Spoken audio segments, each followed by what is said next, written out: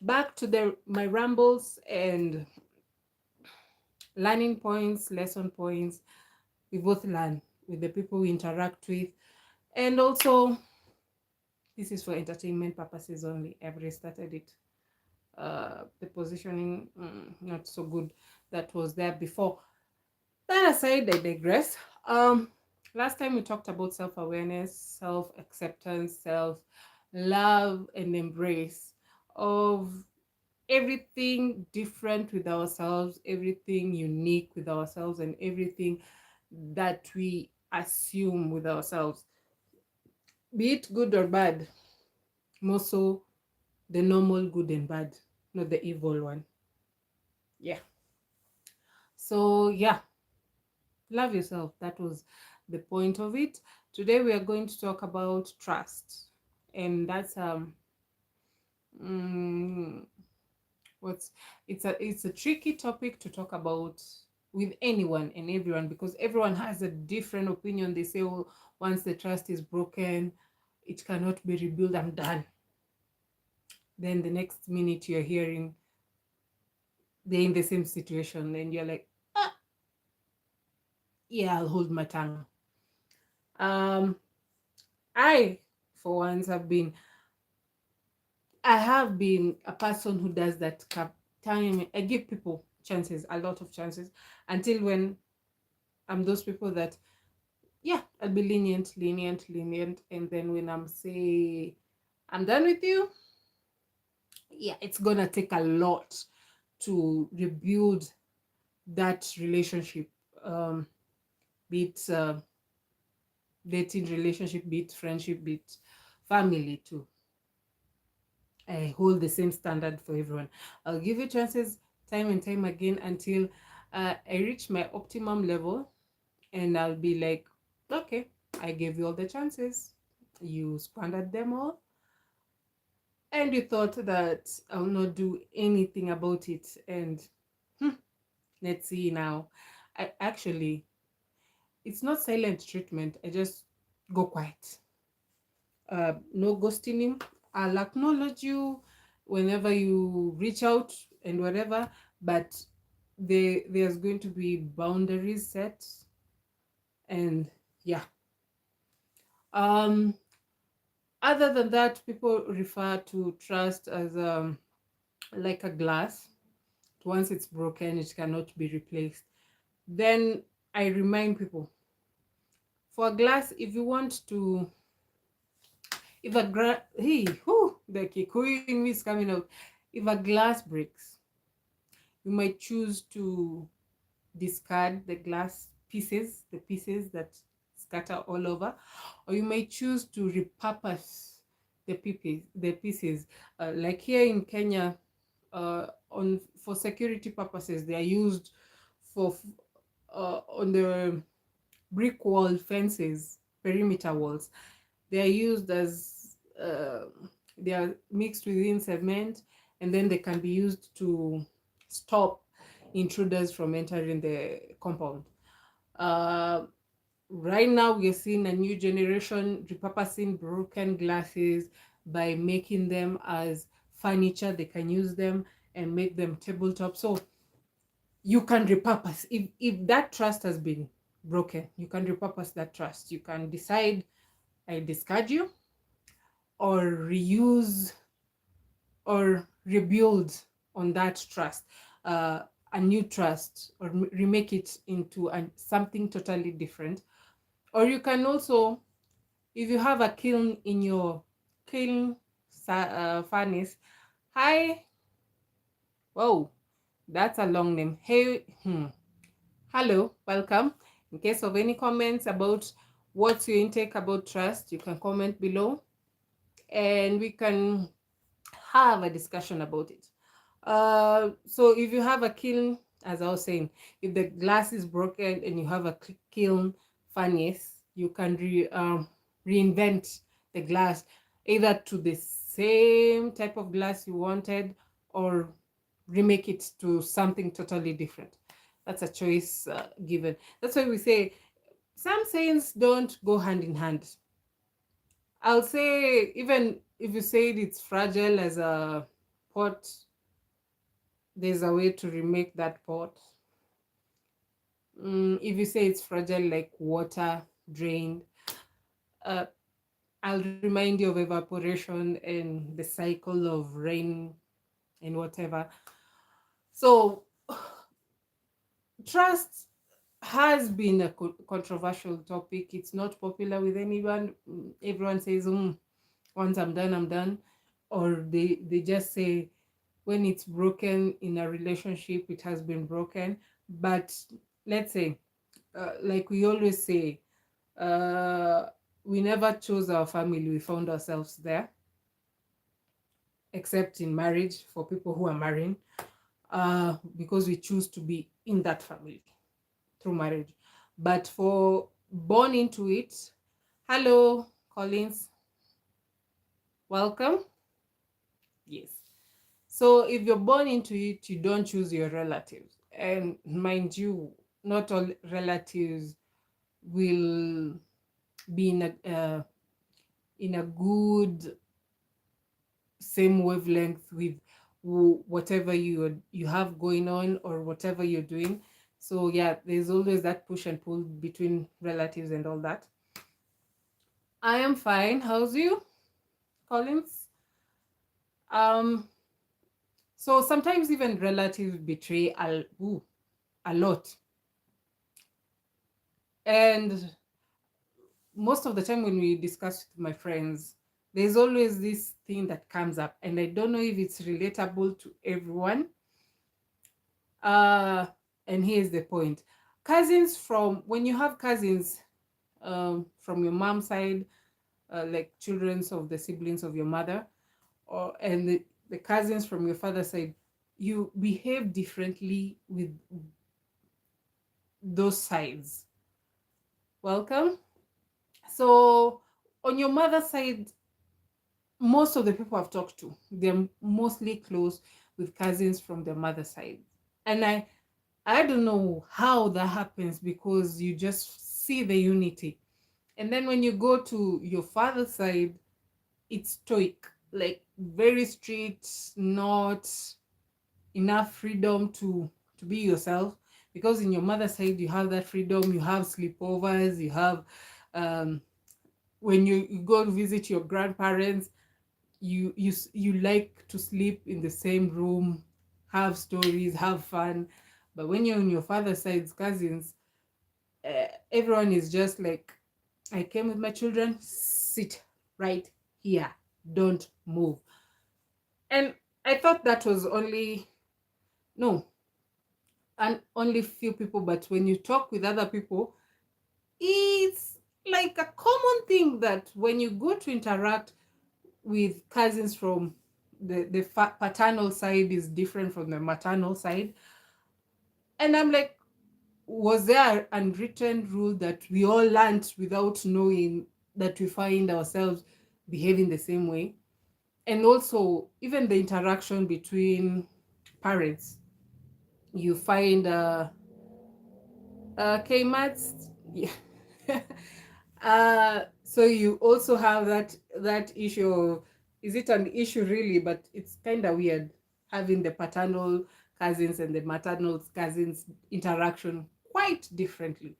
Um, Even parents, like when you watch siblings interaction, in your maternal side they're very free, and then when you go to the paternal side, it's like there's a scuffle of maybe trying to see who's on who's higher side, or who's having more material things, earthly things, or who has riches than the others, and who's studied more, I think.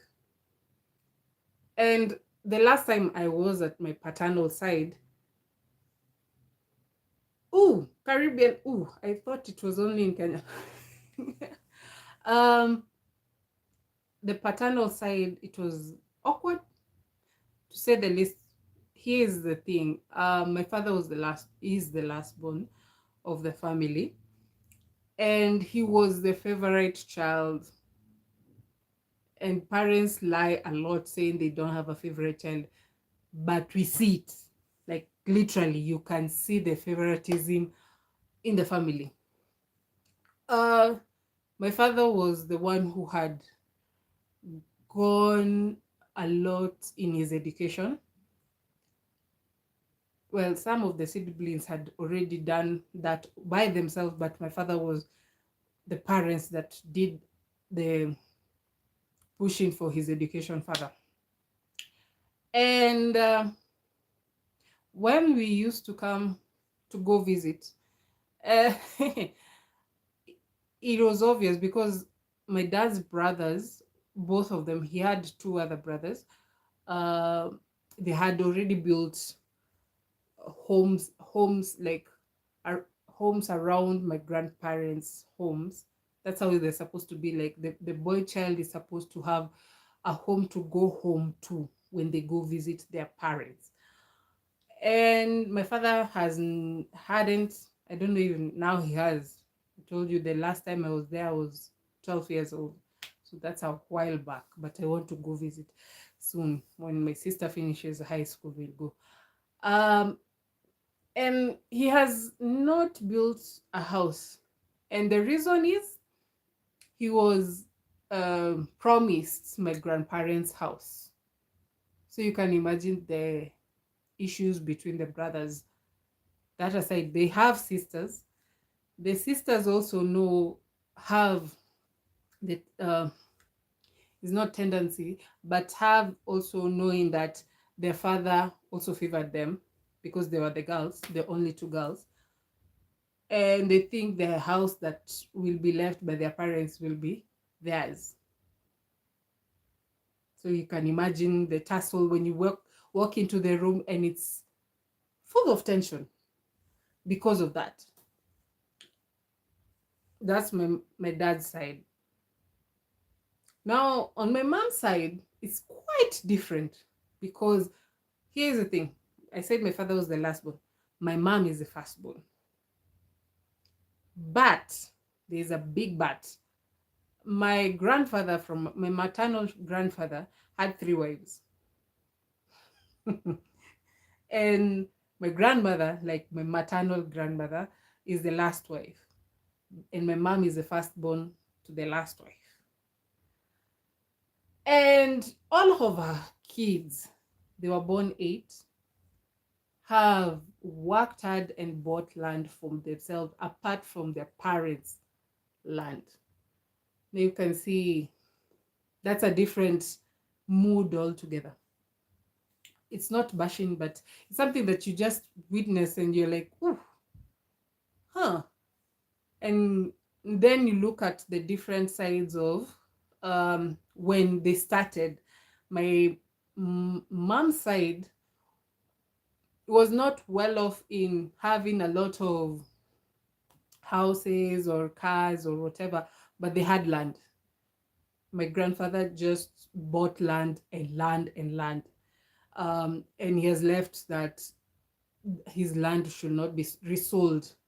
It should remain in the family, which is a good thing also. And then on my father's side, they did have land. They were more educated and they had the means and they had money. My grandfather actually used to love going there because the house was had electricity. My grandfather had a car, used to drive to town, look at his businesses when he was there, and he used to take me with him.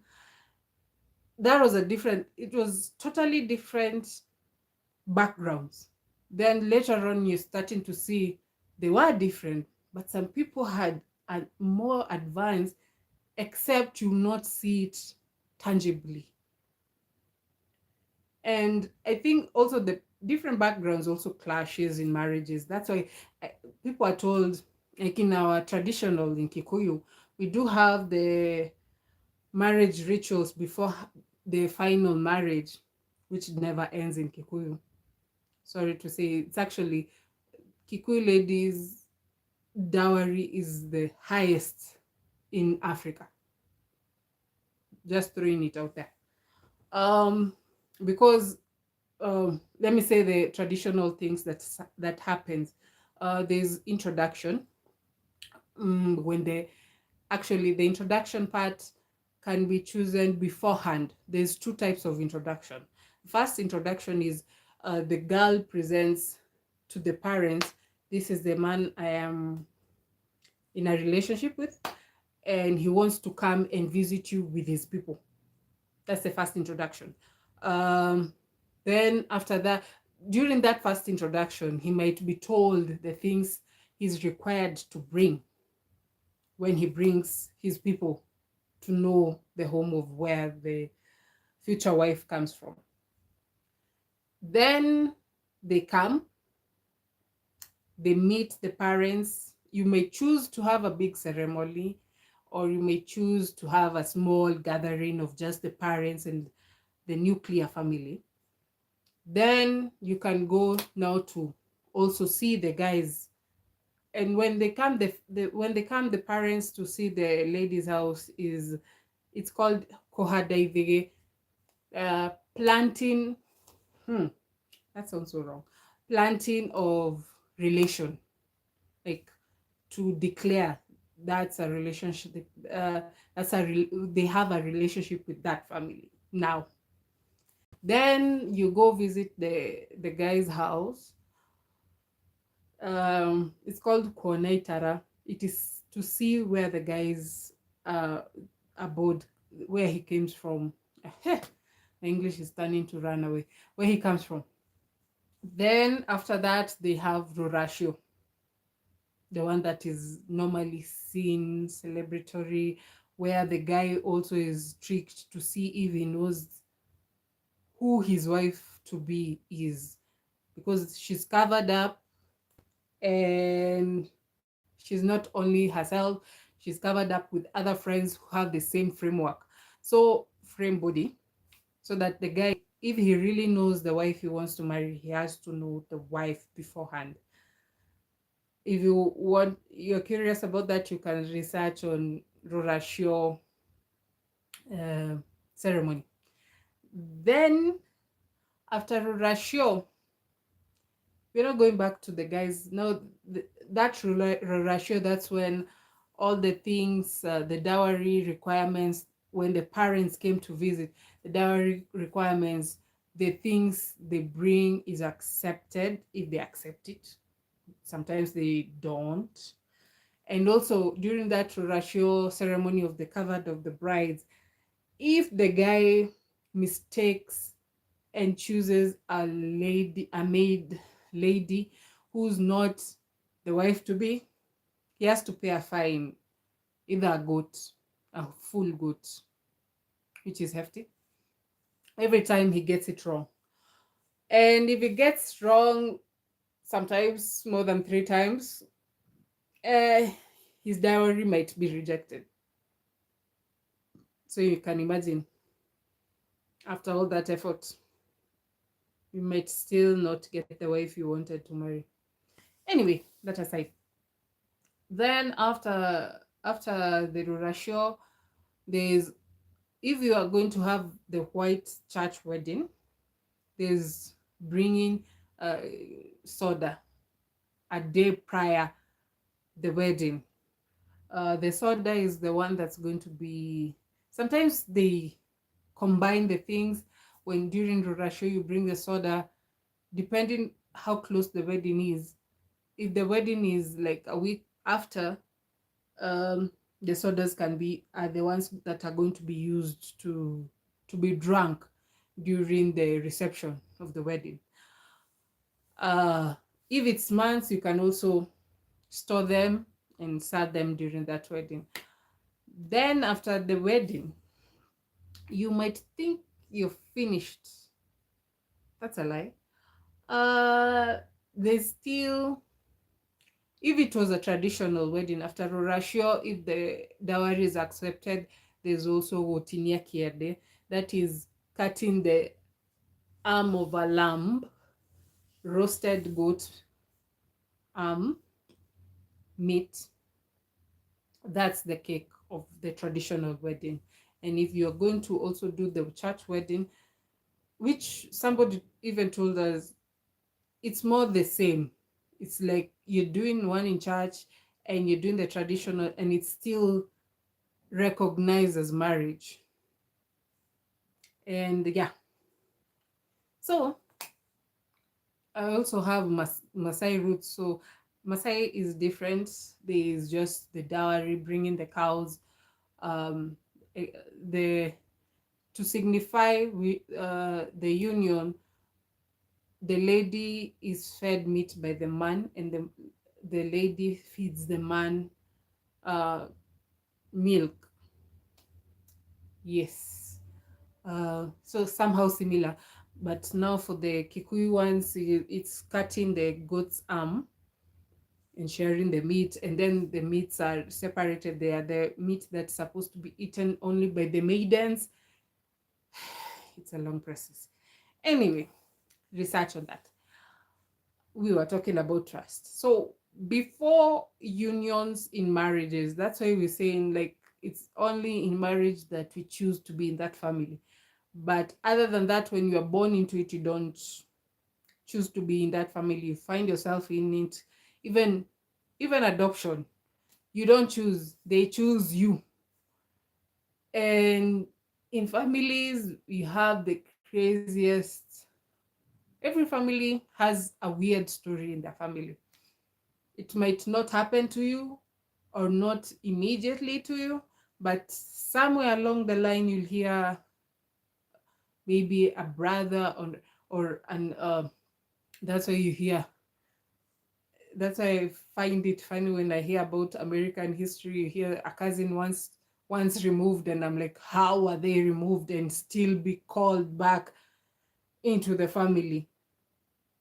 That's a weird explanation, but that's why some secrets in families are better not told, but sometimes they need to be told because some of them, if you follow up with the traditions um, and culture, that's why we say culture is very strong, and the beliefs in the culture is also strong. So some things happen in the generation that we are in, and we don't know where it started. Not only we do research and go back, rewind, and see what happened prior in like in my family. Hmm, dirty laundry. I've heard of, it's funny, I've heard of a great uncle, I think, or great grandfather, who was a thief, but the brother was also, he was a thief, and the brother was a cop, a major cop. So every time the brother messes up, he's taken to prison. The brother is the one who's the head, the warden of that prison, and this thief runs away from the prison. It goes a cycle, but we heard that he passed on before he even got a family, so we are told. And then you hear of that one. I have known of it, but if I deduce the percentage in the blood, mhm, 0 point something. Then on my father's side, that was on my maternal side. My father's side, I might say, I know of my family from my dad's side had served under colonial um, police. Yeah, which is weird because my grandfather was uh, a chief of the Mamou on the maternal side. That's why I say opposites sometimes do attract. Because if my mom came from such the people who were fighting the colonial rule, and then my father came from family that was with the colonial rule, yeah, and that's how I came.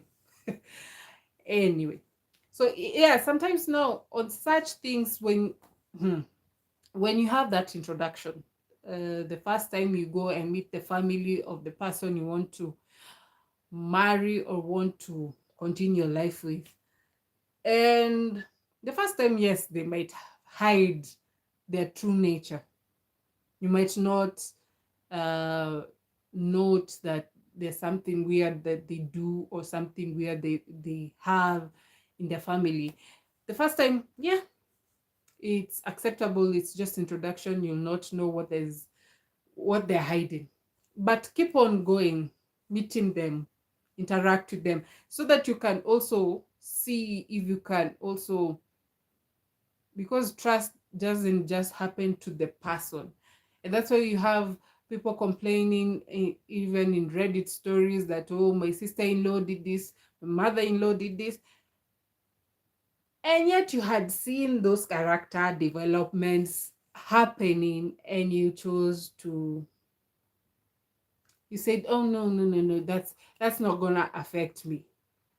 And then later on you're like, oof, can I tell you a story?